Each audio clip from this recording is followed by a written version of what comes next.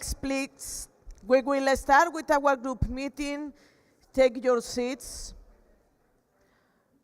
And maybe we will close the door because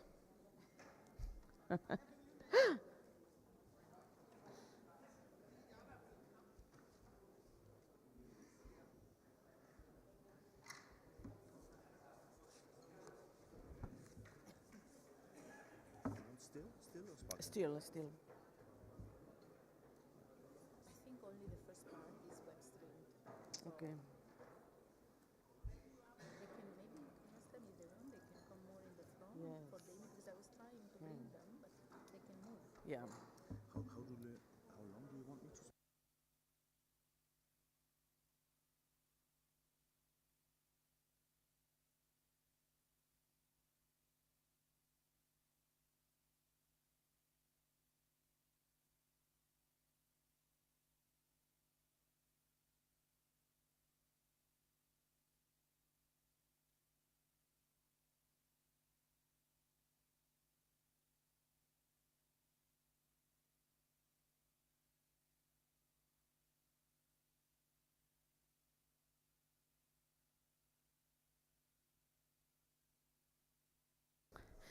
Buenas tardes a todas y Good afternoon to each and all.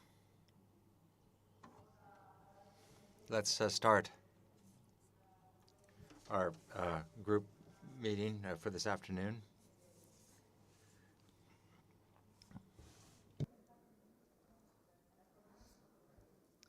me vais a permitir que If you'll bear with me,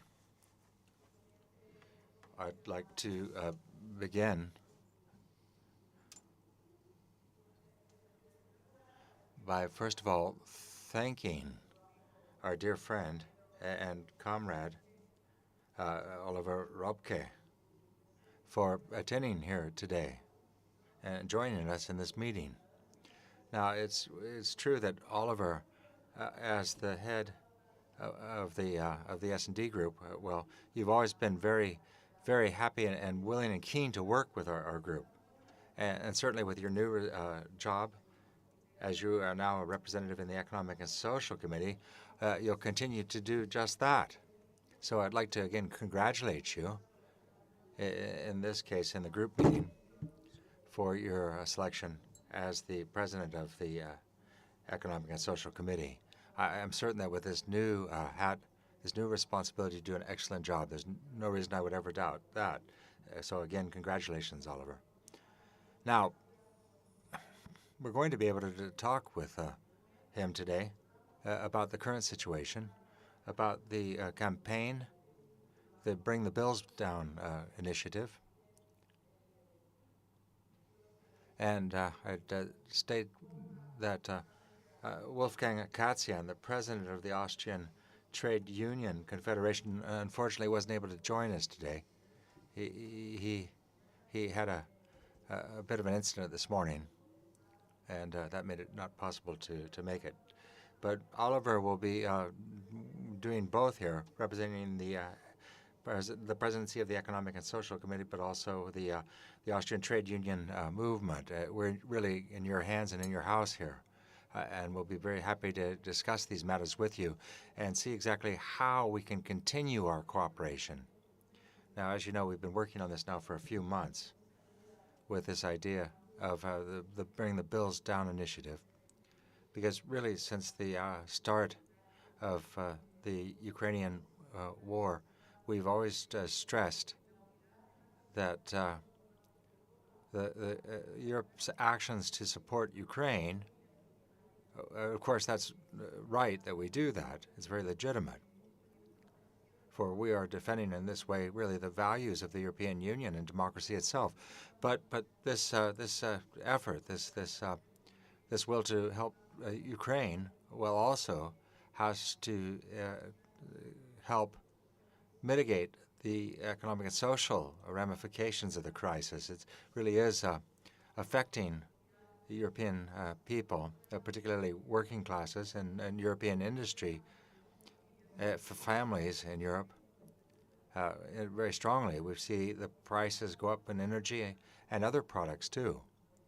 and it's really affecting those who can least afford it the hardest. So when it comes to the measures that we have put forward in terms of energy to try and cap energy prices, well, we see all these different ideas that reflect the fact that Europe should have a response to this challenge. So we can put into place a medium, short, and long-term measures. Some are urgent. We need them now. We can help European households so that they can pay their bills for gas and electricity this winter. That is a very, very real and present need. But we also need to think about the medium and long term and come up with more permanent tools at the European level, and also to look at the finances which will finance these types of undertakings, this and future ones. So I think that now we'll have the discussion with our brothers and sisters and really discuss what our thoughts are about this. Again, thank you very much, Oliver, for joining us today. And I give you the floor without further ado.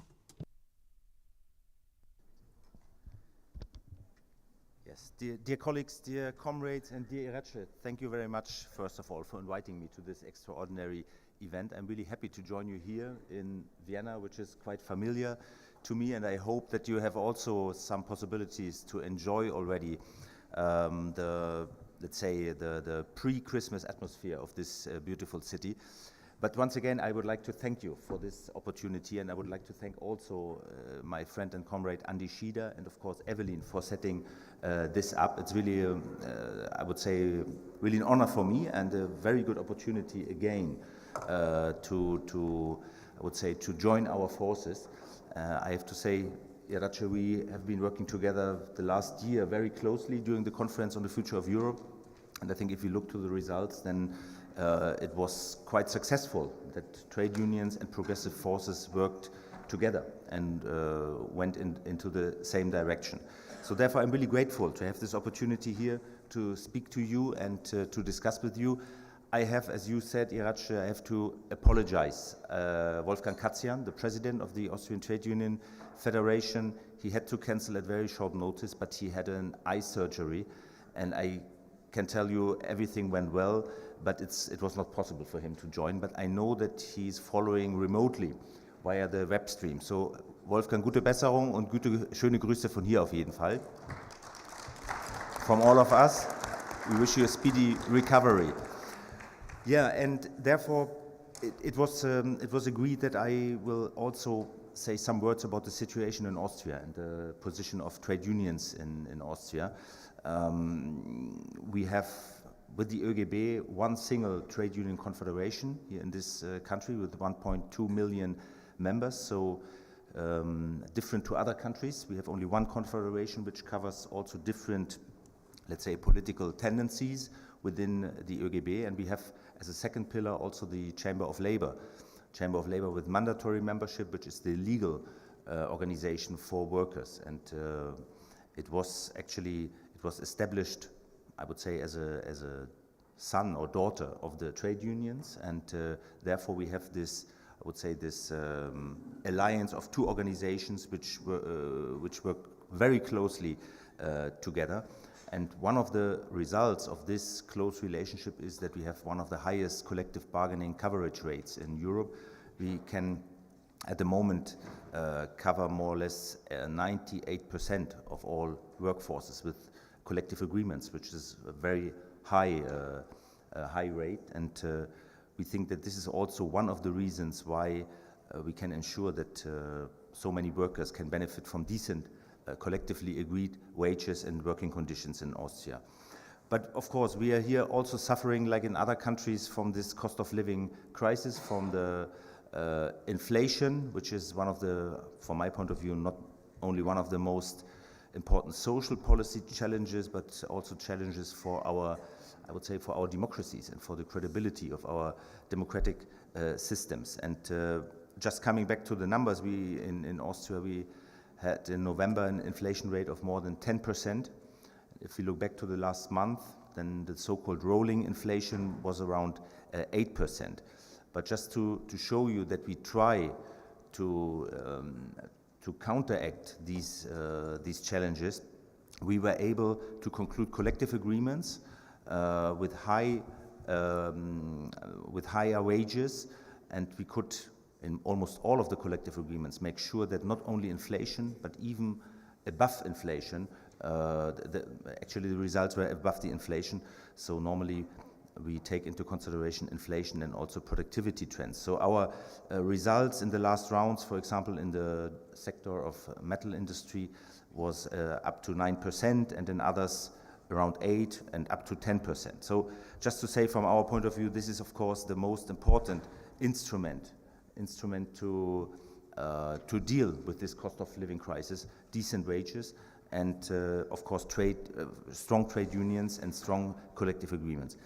Just a few words about the situation here in Austria. You all know that we have a government coalition from the People's Party and the Greens, and we as Austrian Trade Union Federation, as ÖGB, we demanded for a long time, concrete measures against this cost of living crisis. Even before the war against the Ukraine, we asked already a so-called winter package in order to support 400,000 of the low-income households in Austria, and another series of concrete proposals that we put on the table: inflation compensation, tax-free bonuses for employees, also support for energy-intensive companies, and so on. So from our point of view, there were two things are crucial against this cost of living crisis. This is, of course, first of all, implementing anti-inflationary measures on the one hand side, but on the other hand side also to introduce financial reliefs for the majority of working people. Those are the two big pillars in order to avoid that we will have a profit price spiral, because we speak always or often about the wage price spiral. For us, it's more profits actually that are rising during this crisis, and they are also actually accelerating the inflation. So we have seen that other countries took already more decisive measures, you know better than me, but in Spain, in Portugal, but also when it comes to the tax on excessive profits, we have other very good examples in other countries. Unfortunately, we have to say that in Austria the measures are too slow and not decisive enough from our point of view. But colleagues, we can of course discuss then also about the situation here in Austria, but as Iratxe said, we in the workers group of the Economic and Social Committee and in the ETUC, yesterday we had the executive committee of the ETUC, and I think you all have seen that we have a new general secretary, Esther Lynch, who was elected with a huge majority of 95%, which was a very good result. We discussed, of course, this, I said this one of this major challenge for the trade union movement now for a very long time. And I think there's no doubt that energy poverty and energy sovereignty are two of the most pressing issues that we face at the moment. And we could see that already before the war against the Ukraine, we could see that millions, 35 million households in Europe couldn't keep their homes warm. So we had already before a very dangerous and severe situation, and this, of course, has deteriorated since the war against the Ukraine. Russia has cut 80% of its pipeline gas supply to Europe in only 8 months. Europe was able to compensate it, but as we all know, for a very, very high price. And from our perspective, from the workers' group, there are three main causes of energy poverty. This is, of course, high bills. We are talking about this. Rising inflation, poor energy efficiency, but also low pay. Low pay is one of the, for the cost of living crisis, one of the one of the main cause, and therefore in member states but also at European level we have to do everything. We have to do everything to focus on decent wages. And I will speak about this. Of course, we all know the minimum wage directive, which has been adopted, and I think we can't say it often enough how happy we are about this. I'm just looking to Agnes. It is, and we have to say it and to reiterate it again and again, it's a major achievement for progressive forces in Europe, but also for the trade unions. And just to give you from our point of view an example how important this directive is, we said from the very beginning we cannot afford to wait now 2 years for the implementation. We have to start now on the spot.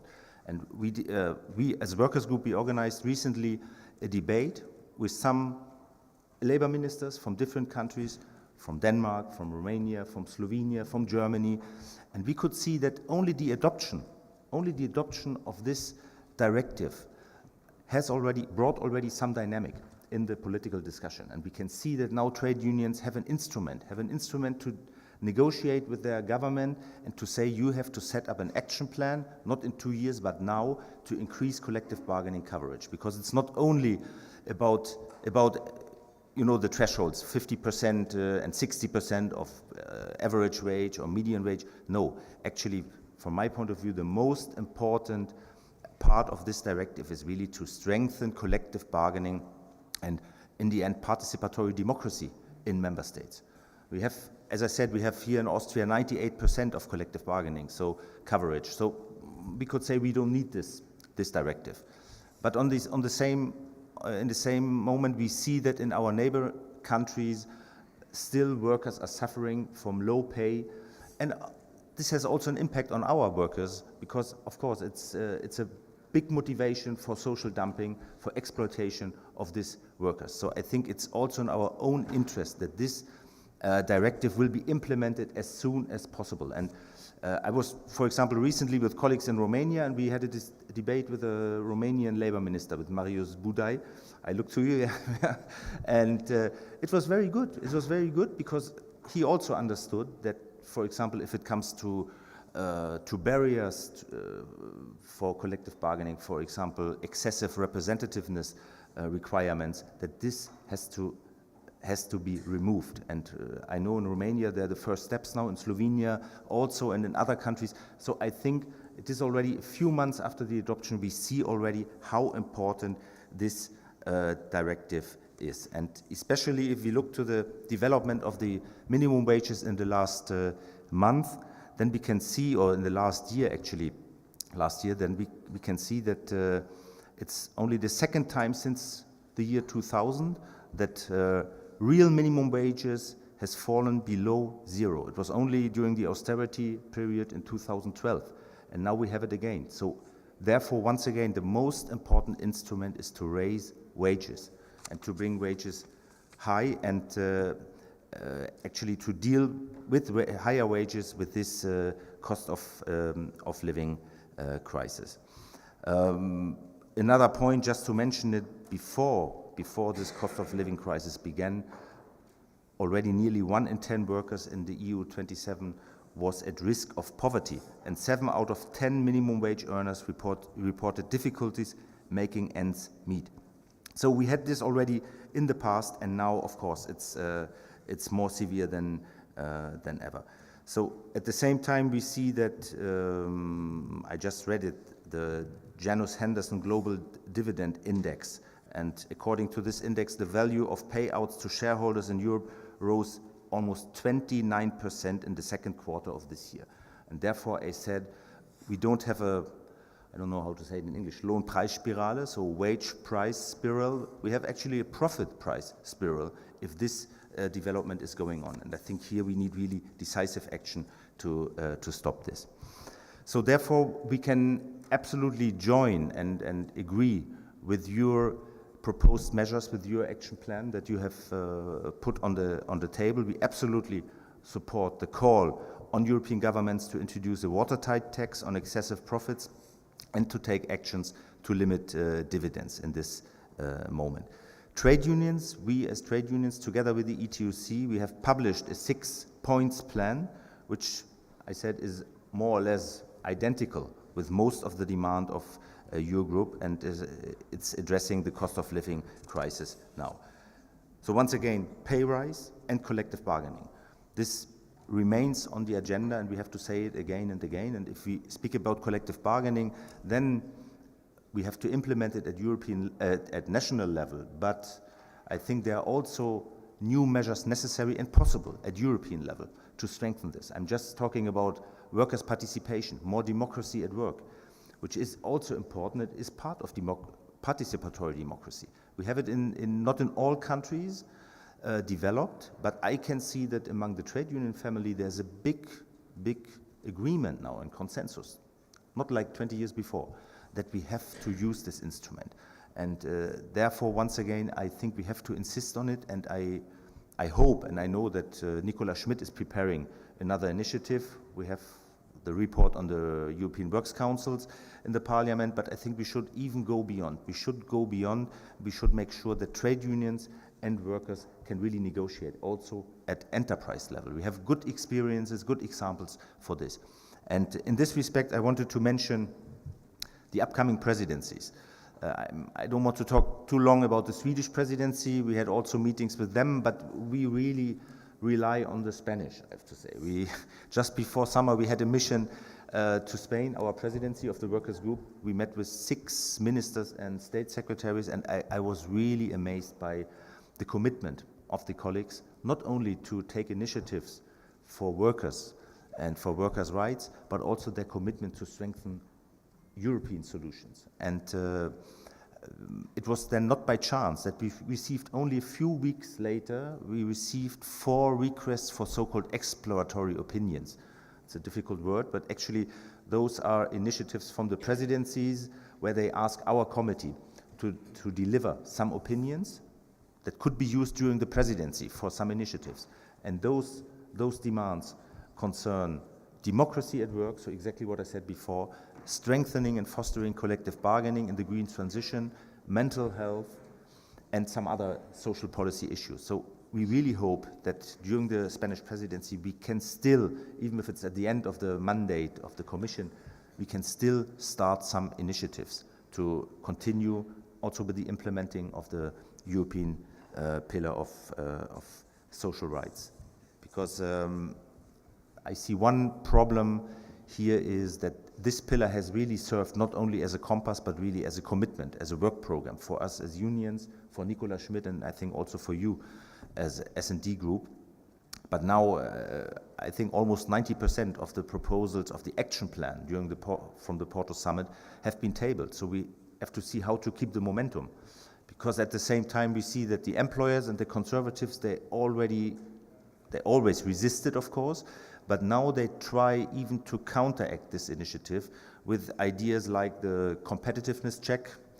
I know that Irache knows this very well. During the conference on the future of Europe, they were really fighting for this, and I've heard that Ursula von der Leyen mentioned it now, and I'm really concerned and I'm worried that they could use such a competitiveness check, if it's not well designed, really as an instrument, as a harmful instrument, to avoid further social policy initiatives or initiatives to protect the environment. So I think therefore we have to be very careful that the momentum for social policy will be kept, and that those ideas like a competitiveness check should be well balanced, and we should then really insist that the definition, a broad definition, a balanced definition of competitiveness should be taken into account, which means not only low wages, but on the contrary, decent working conditions, decent wages, and so on. Otherwise, it could be really harmful. Yeah, colleagues, I won't be too long because there should be also a bit of debate, what I've heard, but once again, I think it's really a very good initiative and to discuss with you about our ideas to fight this cost of living crisis. I will not go through the whole list of your proposals because, as I said, they are more or less identical with the proposals of the ETUC. But I think we have to keep the pressure on governments at national level and at European level and also to avoid that we have only patchwork initiatives in different countries. It should be organized. We should learn how we managed, more or less, I would say, past crises like the COVID crisis, via or through solidarity and coordinated measures at European level. I think this would be the way forward, and this is definitely the way that we are also supporting as workers group in the ESC. Maybe I will stop here, and then in the end, I would like to say something about the ESC and about our ideas for the next presidency, because I have to say we also rely on you, that this presidency, it's not my presidency, it's a presidency of the workers group, should be really a success story, and we need allies for this, and once again, first of all, we count on you here. So thank you very much.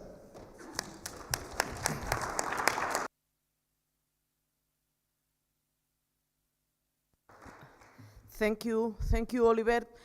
I totally agree with you in your introduction, but insisting in the last issue about we need to work together to push for all these issues in the European political agenda, because we need to recognize that in this moment it's in our debates, but really it's not on the table, it's not on the table of the European Commission, it's not in the discussion of the Council, and really we need to push for it.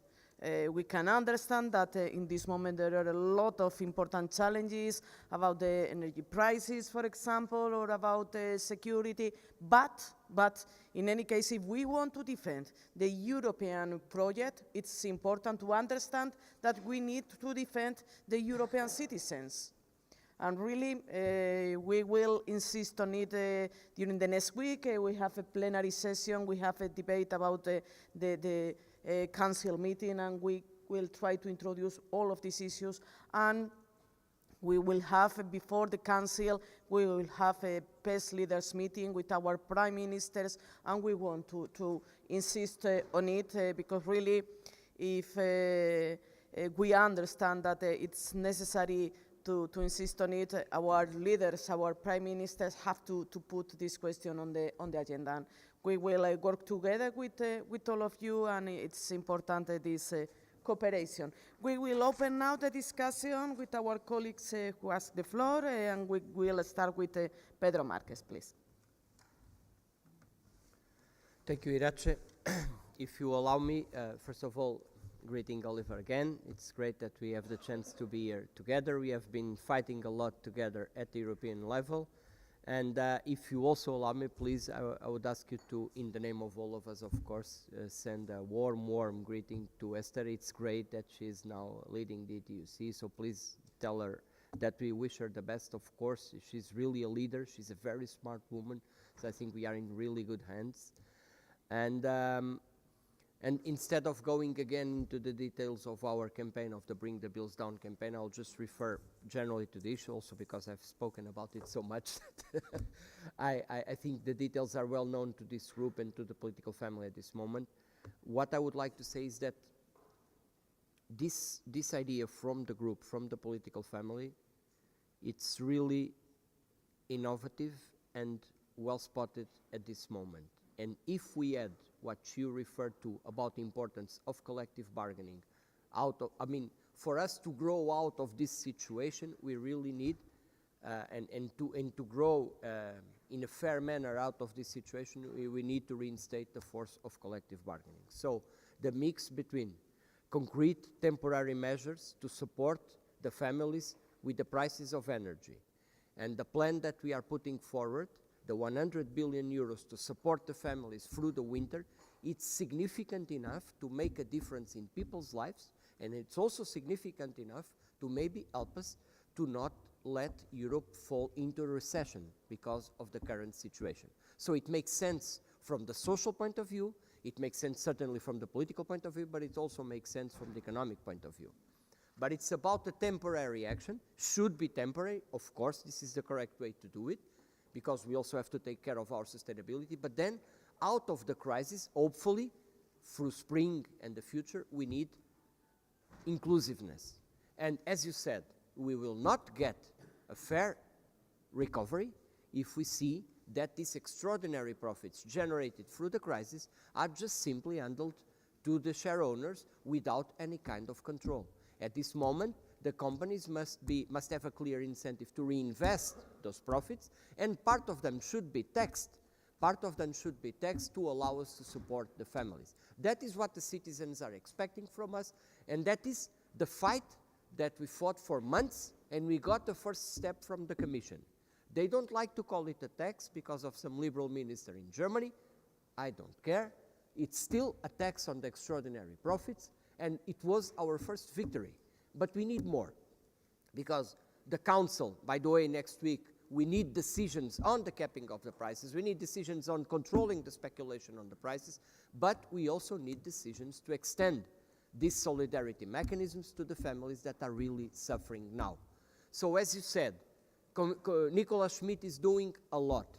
We want more. We have said we want a directive, not a not binding mechanism on the issue of the minimum incomes. We want the minimum salaries now in all Europe and not in 2 years from now. We want a child guarantee now because the families at risk of child poverty are much more because of this crisis. So we need more action from the side of the Commission.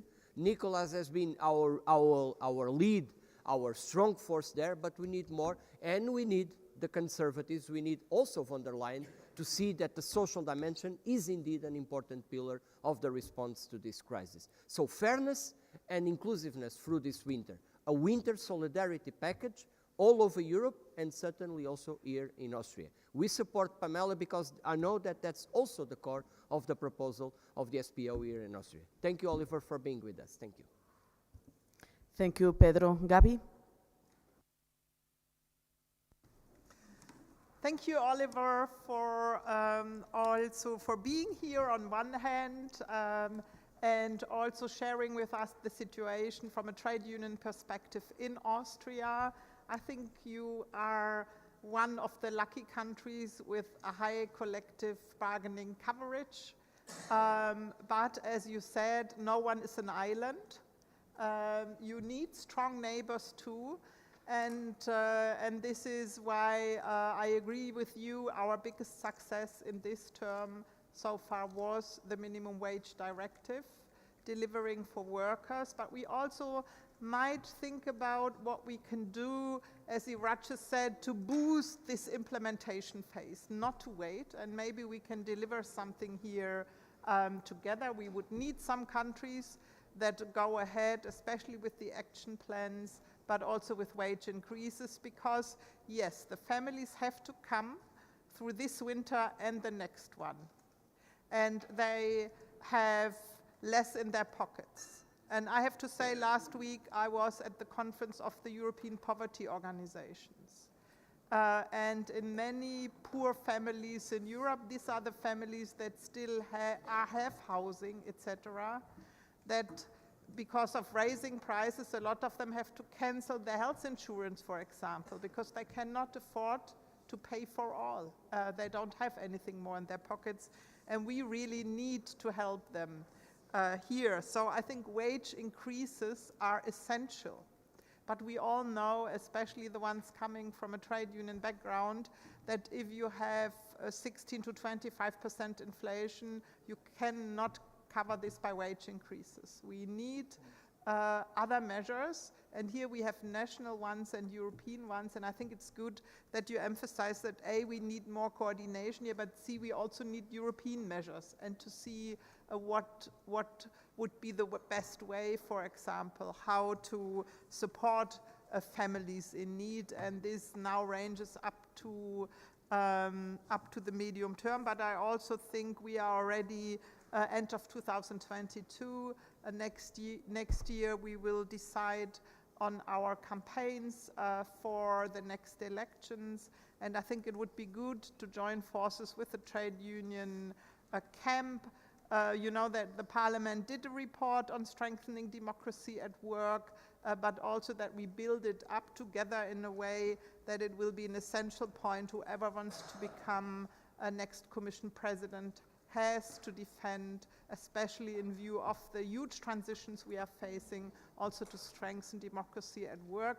I think we have a great opportunity here, but I think we also should use it, and if you have already some ideas you could share, would be very Appreciated. Thank you. Thank you, Gaby. Domenic? Muchas gracias, Irache. Yes, thank you, Rachi. Yes, thank you, dear Oliver, for being here. As Rachi said, we've worked together a lot in the context of the Conference on the Future of Europe, and both of you specifically got a lot done in the social issues group. And you made things more binding in the context of the conference. Today, though, we're discussing other matters. I think it's great. I support everything you've said. A couple questions, though.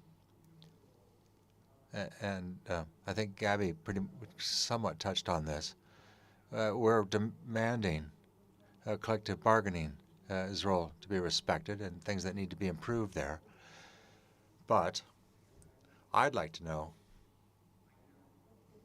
is there a concrete proposal from European unions on to what degree? I mean, I don't think we can call for wage increases to cover everything that's been lost via inflation, because then I imagine what they'll say to us is that this will generate a chain reaction, a spiral of increases in prices and wages. So what are our aspirations there? I mean, this is a bit of a headache at the end of the day. I mean, it's a bit of a puzzle. We've got the plan for assistance to the most vulnerable families, and not just vulnerable families, but to compensate for energy and for food, also to help companies to deal with their increased costs. So that would be my first question. Now, the second question, now, in our group at points in the past, I know Immaculada and others have mentioned something on wages in Europe, a pact. You've said that salaries have not gone up through time. They've actually gone down a bit. But the winners and losers are not the same. And then we look at the taxes on wage earners. But then when it comes to then the collective bargaining and then something also on incomes, well, perhaps we could look at that and then look at what's happened in terms of profits and see how this can be used to argue for increased salaries. Then we've got Business Europe's arguments. They might be be willing to discuss something along these lines, because we really are in an exceptional situation here. I mean, having unity at this point in time is good. Europe's not at war, and yet we are allies of a country which is in war. So that means that some of the things that characterize a war economy, for example, with supply issues and control of prices, that characterize war economies could be relevant here. And that might be something that we could explore at the European level. Thank you. Yes, thank you, Dominic. Juan Fernando. I would like to thank you too, Oliver. First of all, our respect for the record of trade unions in Austria and what it really means for the identity of our family.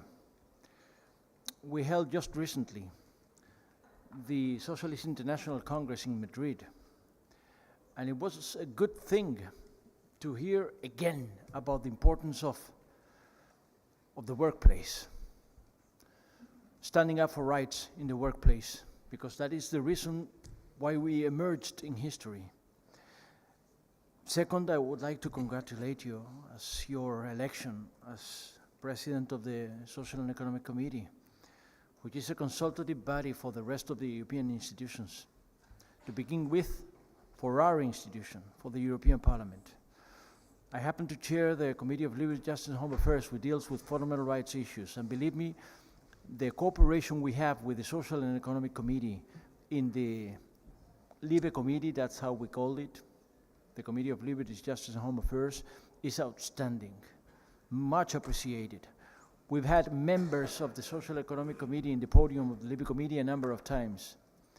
Always very constructive contributions.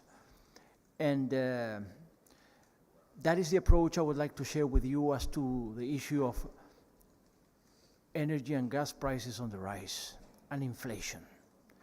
Because yes, I can only agree with my colleagues which have taken the floor that it's obvious, only obvious that it has a political impact.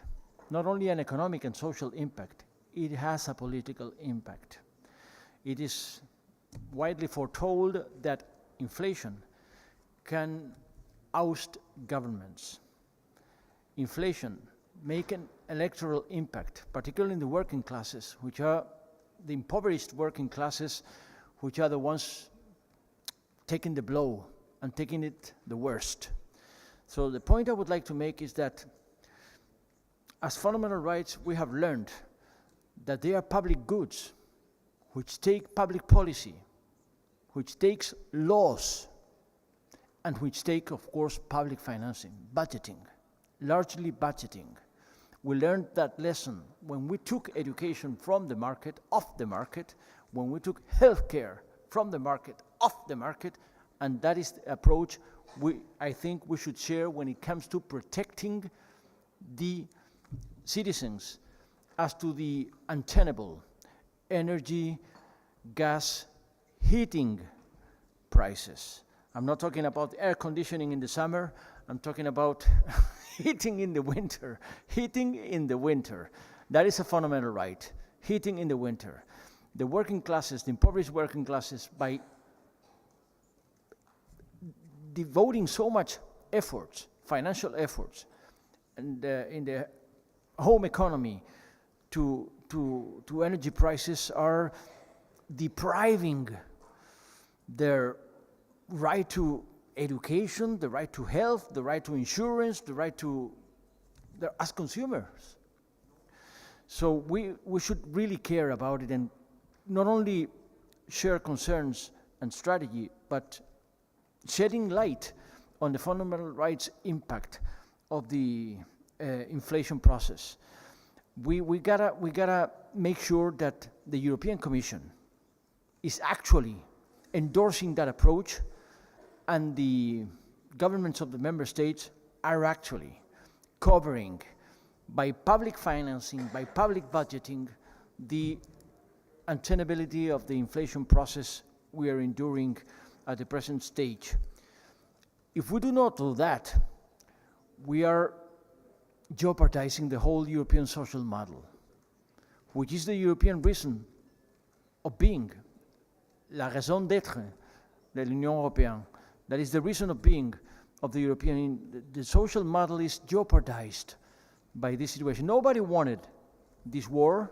Nobody wanted putting aggression on Ukraine, but we cannot allow that the working classes are actually taking the blow and taking the worst as to the process we are envisaging here. Thank you.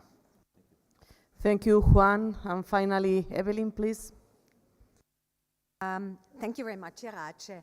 I really would like to say thank you so much, Oliver, for the excellent work you're doing for the workers in the ESC.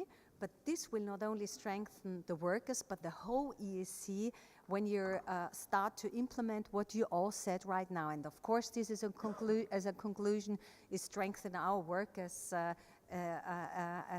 members here in the Socialist Group as well. So looking very much forward to that. I just have 3, but don't be afraid, very quick points. Full gender mainstreaming on all issues mentioned. It's women suffering when we talk about energy, poverty, and all measures you put on the table. So please name it also. I know you do it in the daily work, but also name it. The second, of course, a sensitive issue, but I think sometimes we simply also have to spit it out, and we do that in the Austrian trade union movement, and also in this group, many of us, not all, tax the rich, wealth tax. So we know all the debates we had. I don't want to reopen that, but I think sometimes also in this context with ESC, simply let's name it. And then finally, but this is just a thought, and I think this is something very difficult, and as the trade union movement itself to think about that, when we're talking about all those measures, also to think of coordination of collective bargaining, because we have to be very sensitive when we talk about the percentages that are reached in the collective bargaining processes in various countries, and others are far low, because this of course has an effect on all the measures we are talking about, the future stability and growth pact and everything that is needed then with subventions and whatever is on the agenda. Thank you, Evelyn. And Margarita asked the floor before to give the floor to Oliver. Margarita, please.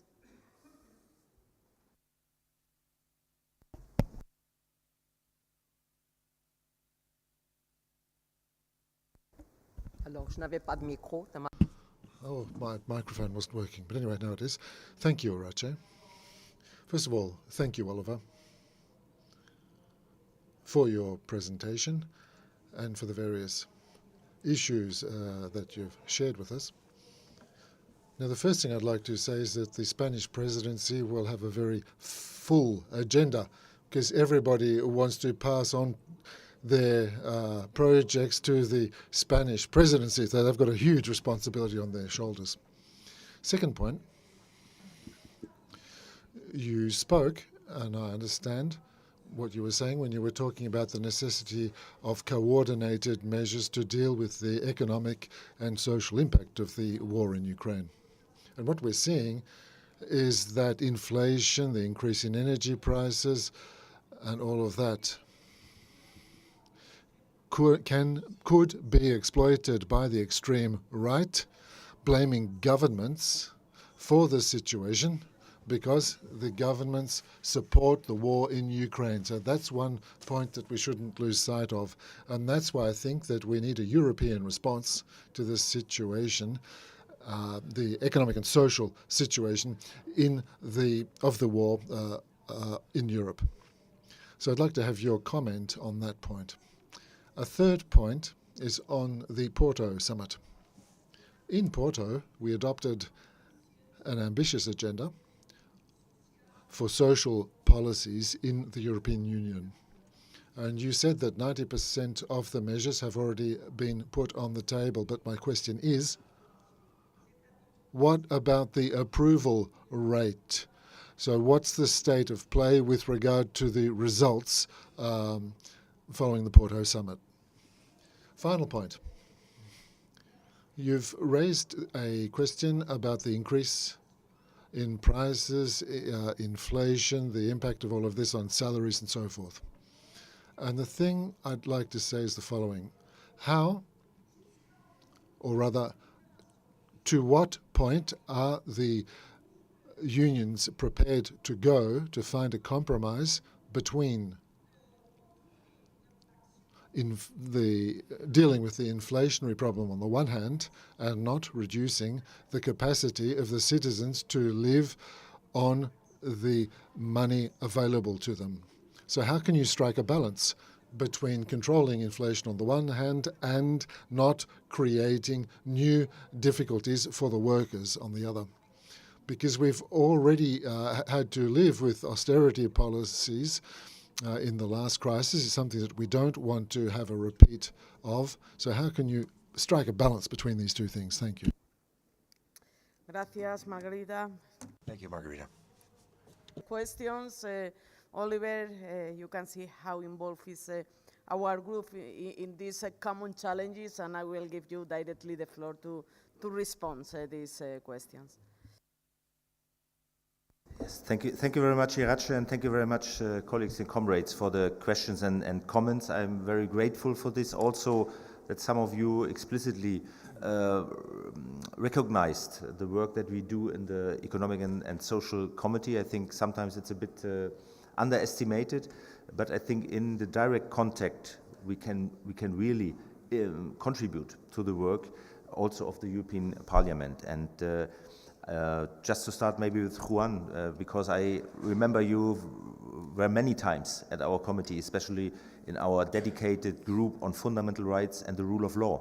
that was a major step in our committee, that we said this should be a key priority for us, because fundamental rights and rule of law cannot be seen isolated from social rights. We see this in countries like Poland, where governments claim to work for the, I would say, for the man or woman of on the street, and also where they have some social policy initiatives, but at the same time, if fundamental rights are not respected, this can never be a model for trade unions to be supported. And therefore, I'm really grateful that we have this close cooperation also in our committee with you, with the LIBE committee, because for us it is inextricably linked, fundamental rights and social rights. I think we cannot say you can have one without the others. And I also agree that inflation can be toxic, can have a toxic impact on our democratic systems if we don't manage this situation. So we see there also a clear connection to fundamental rights. And therefore I think it is so important that we can push through our ideas, and that our ideas should be really realized. It's not only a political demand, I think it's really a litmus test for Europe that we are capable to act as Europeans and not only in some member states. Knowing that the situation is different, we have in some countries inflation rates of far more than 20%, in others less than 10%, so it is different, the situation is different, but at the same time the challenge is the same in all the countries. So therefore we need coordinated measures, and this was also asked by several colleagues. I think it is so important to insist on our key demands that you have also mentioned when it comes to the energy prices, to have clear concept for decoupling of electricity and gas prices. This is essential. To have an effective tax on excessive profits. We can't say it often enough.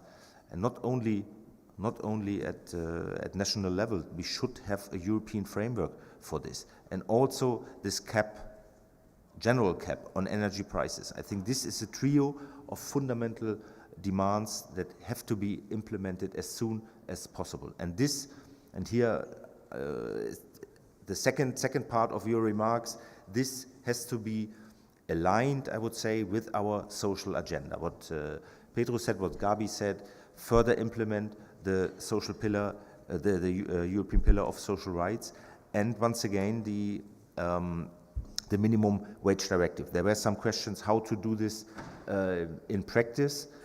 I think we have to take into consideration that the situation is very different in the member states, and I think we are far away from a situation where we have, for example, in Austria, say, well, just copy our model, because this was a bit the approach from some countries. Let's say it like this: copy our model, strong collective bargaining, and then you will get rid of all the problems. We know it doesn't work. It doesn't work for many colleagues in the south of Europe, but especially in Eastern Europe. We have to strengthen institutions. We have to strengthen, once again, trade unions and social dialogue structures. I haven't mentioned before that there is also an upcoming initiative of Nicola Schmidt on social dialogue. And this is also crucial, even if it's only a recommendation. But it is important, it can give some impetus to strengthen social dialogue structures in member states, but also at European level. We should not forget that we haven't delivered enough in the recent years. I would say we as trade unions, I would say yes, we have done it, but we were not able to conclude binding framework agreements with the employers. And this is really poor. And I think we have also to insist that the employers should make a move and should be ready again to negotiate with the trade unions at European level. Now they are doing it on some questions, but I think here is still a lot of things that have to be done. And I think Pedro mentioned also the question of minimum income. There we have, unfortunately, only a non-binding recommendation, but nevertheless, let's try to improve it. There is one point that I'm really missing in this proposal, and I think it's a pity, it's a missed opportunity, because if it comes to minimum income, we should not forget social protection systems, especially unemployment insurances. And here we have a concrete proposal in the European Economic and Social Committee to introduce gradually at European level also some minimum standards. We are far away from the demand to harmonize social protection systems. We know it's not possible.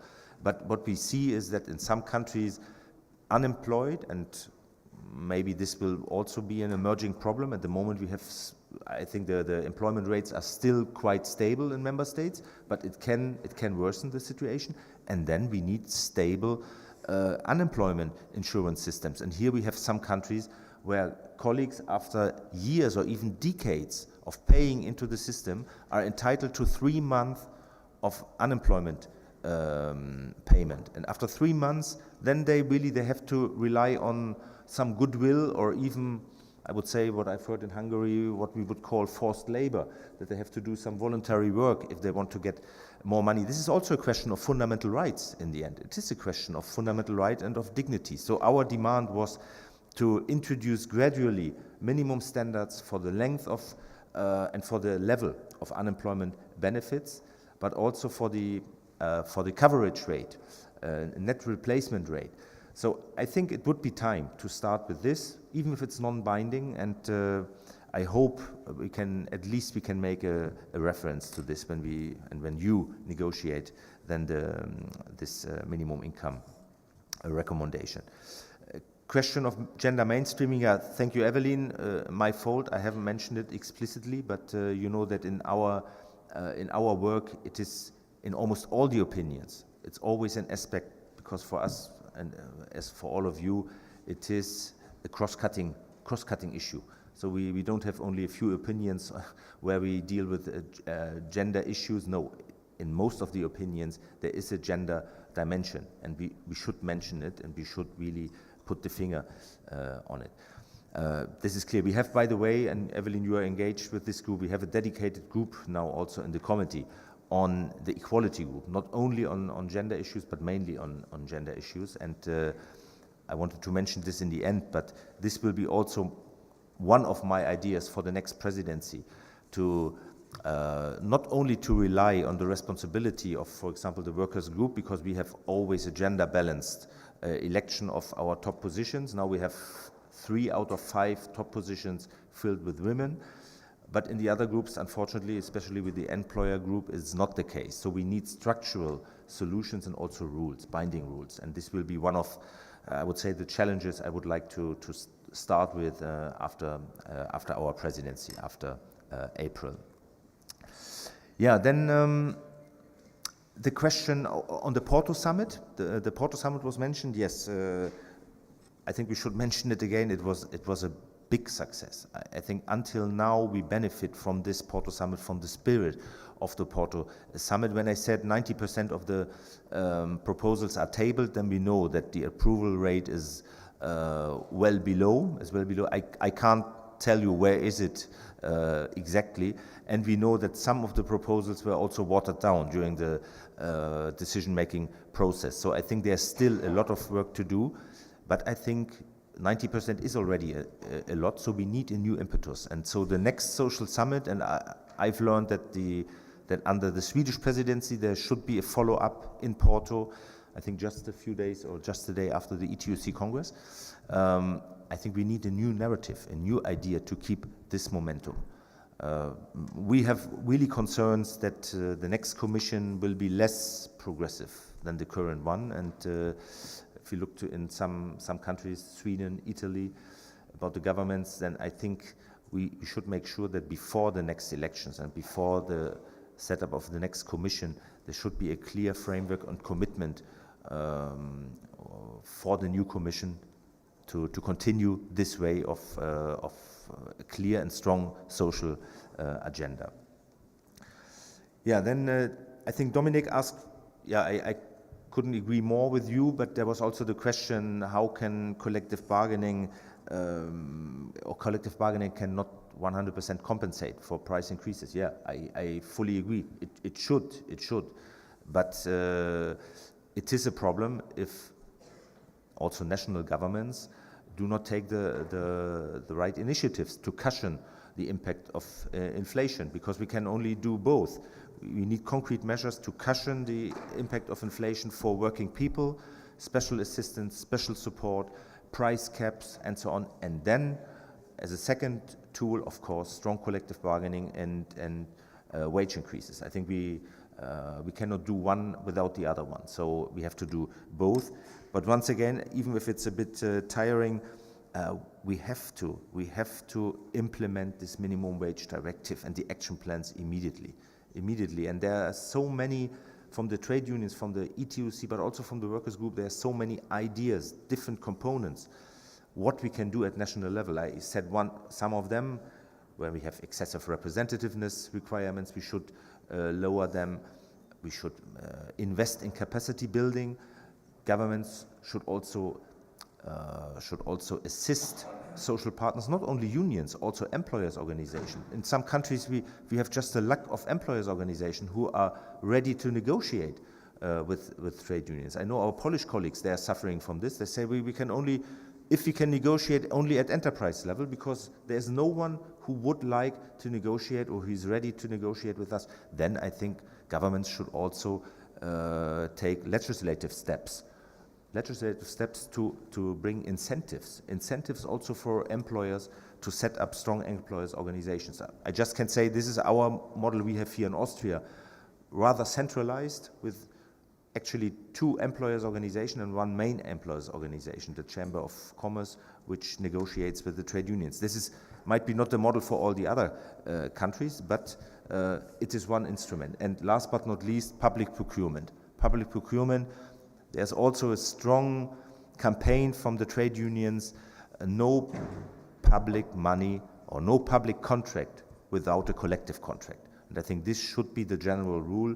If I want to have subsidies or public procurement, then I have to make sure that I have also a collective agreement with decent minimum wages, with decent working conditions. And I think here also at European level we can still strengthen our framework. Yeah, actually, I think there were most of the questions. I hope I did not forget anything. What I wanted to mention, maybe in the end, if you allow me, when we take over in April the presidency of the ESC, some of you know that we have suffered in the last years of some, let's say, you can say scandals, harassment cases in the European Economic and Social Committee. We were often in the media, in Politico. I have to say sometimes maybe not fair, but there was a good reason for this, because there were wrongdoings in the committee. And I can assure you, and those who are working with us know this, that we as workers group, we never accepted those wrongdoings. We did everything to rectify the things, and in the end, I think we succeeded. We succeeded, and that was just recently confirmed by the European Court of Justice, who said that the measures we took in the end in the committee against perpetrators, also among the members, were the right ones. But you all know sometimes it doesn't work overnight. It takes time. But we took the lesson. We have now new internal rules, new rules of procedures. We have an ethical committee. So in our house, definitely there is a zero tolerance policy for harassment cases. But and it was not sexual harassment, I have to say. But it was psychological harassment, which is not better. And mainly the victims were, almost all the victims were women. This is also a clear gender perspective here. So we will continue this way, definitely. We will bring more transparency also in this committee. But I mean, the main task will be also to increase the impact of our work. And here, once again, I count on you that we can work together, that you can involve us and we can involve you in our work as early as possible, to invite us to our committee. Maybe we can, if we have key opinions, we can present them in the committee. We had already very good initiatives where you ask us for exploratory opinions in fields where we had joint interests. I think this is also an instrument we can use. So we would really like to increase the impact of our committee. And the last point here is a quite technical one, but you know that you are the authority which grants the discharge to the ESC. And here I would really like to ask you, because we suffered a lot We suffered a lot in last years, and I think it was not always fair. So in the future, please look into this. Wrongdoings have to be rectified, but we should also be very careful that we do not undermine an institution like the EESC, which is in the end very close to progressive ideas, close to civil society, and therefore I would be very careful if to other institutions with other scandals the discharge is granted, to refuse it to the EESC. This is only my demand for the future, but I'm sure we will cooperate in a very good way. And Iratxe, once again, thank you very much. I think it was really unique the last 2 years how we worked together, and I would like to thank you and the whole group for this great cooperation, and I look forward to continue this. Thank you.